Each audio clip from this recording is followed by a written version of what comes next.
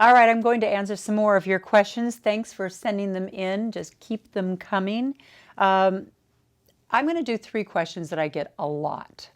One of them is, I know you have a lot of children. Yes, I do. 7, as a matter of fact. But 4 of them are young. I have 2 sets of twins. They are 10 years old and 12 years old. And what is your advice on how to tell your children that you have cancer? You know, really early on in the first few days, I'm going to be honest, my husband and I said, we're not telling the kids, they're too young. We wanted to protect them. But very early on, we had the advice from the oncology nurse. And I think the first day we went to my oncologist, she said, you really need to tell your children. She said, family secrets are not a good thing. Kids are more perceptive than we give them credit for. And they feel it when something's going on in a house. And the unknown is often much scarier than the known. So, tell them in an age-appropriate manner, but you need to tell your children. So I'm so glad that I got that advice because, as I now look back on it, it was really, really the best advice. Also, I don't have any family history of breast cancer. So do I have to be concerned? Well, let me tell you about this one. I had no family history and I thought I was immune. And here I am, a survivor of breast cancer. I didn't realize that only 15% of women diagnosed with breast cancer actually have a family history. The leading risk factors are being a woman and growing older, because the older you are, the more your cells have a chance to kind of break down. So I really had 2 of the leading risk factors for breast cancer, and yet I thought that I was immune because I had no family history. And I have to tell you, I get messages all the time on social media of women also saying, it's not my problem, it's some other woman's problem because I don't have any family history. Do not live with that myth because you're dead wrong if you live with that myth. And I can't even believe that I didn't understand that better.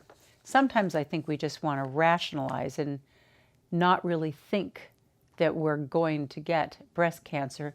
And so we'll sometimes tell ourselves some very big lies in order to stay on our very fast tracks of life.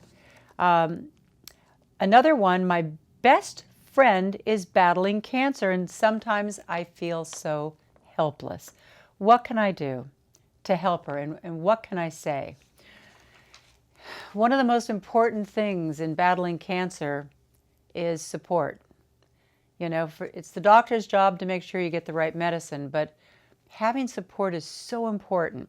So if you know someone who's battling breast cancer, my suggestion is make a lasagna, make a couple of dinners and bring them over to her, because especially on those days of chemo and right after, boy, you just don't feel like cooking.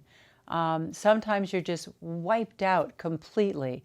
If you are a mom that has kids that are friends with her kids, go over and have her kids take them to a movie, take them out to a playground, give a little bit of breathing space for the cancer patient to be able to rest, because it's very tough. So many women in this country that are battling breast cancer are moms, and many of them single moms that still have to get kids up in the morning and get them ready and pack their lunch and get them off to school, and it can really, really be tough. What to say? I got to tell you, the only thing about going public that I would say is a negative is life is never normal again. People don't just say, hey, how you doing? How are the kids? They always say, how are you?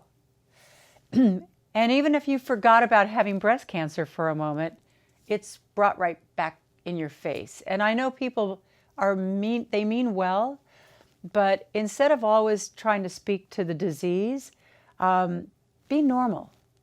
Be normal with the person and talk about, fun things to do in life, maybe, vacation plans that might be coming up. anything that you know about that they have in their future, which makes them focus on their future and have hope. Do something with them that'll make them laugh and smile. And that could be music. It could be taking them to a fun movie, just getting them out, shopping therapy, like that always helps. But doing things to help them feel like life is normal, and anything that you can do to relieve a little bit of just the stress of every day. That's what I think. Be normal with people and try to make them laugh.